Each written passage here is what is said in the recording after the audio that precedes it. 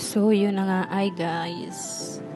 Maluluto po tayo ngayon ng simpleng baboy na sabaw.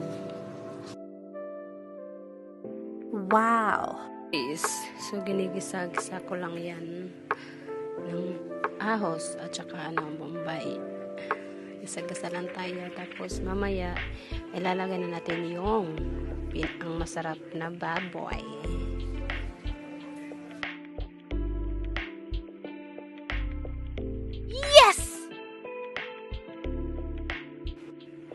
So, nilagay ko na yung baboy, guys.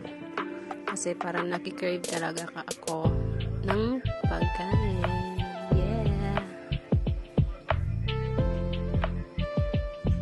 At yun, gisa-gisa lang tayo dyan, guys. At mamaya, babalikan din natin yan pag medyo pula-pula na. Kasi lalagyan din natin yan ng kamatis, pangpalasa yan. Ito yung mga sikretong mga simple lang po. Guys,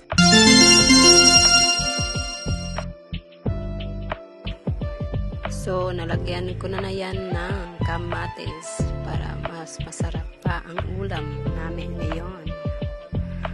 At gisa-gisa lang ako dyan. Pag medyo mapula na siya, guys, lalagyan ko na yung mamaya ng tubig para mayroon tayong extra rice, mapapa-extra rice kasi tayo. At saka nilagyan ko na rin na yan ng konting pangpalasa. At bitchin lang yan, guys. So, iwanan ko lang muna yan para kumukulo lang.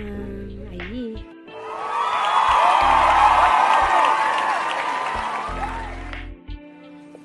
So, medyo na yan, guys. Kumukulo na yan ng isang oras. So, ilang minuto, lalagyan ko na din yan ng magic sarap. Sekreto ng mga Pilipino.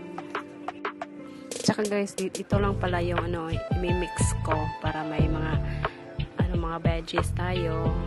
Nalinaw ng ating mata. At yun, malapit na talaga itong maluluto. Kasi nagugutom na din ako eh.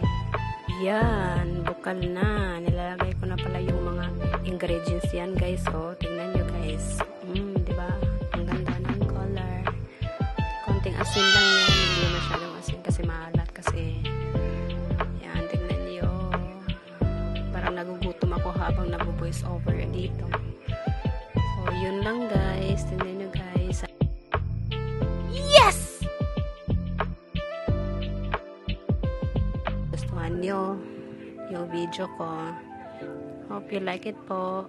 And ingat po kayo palagi. God bless you.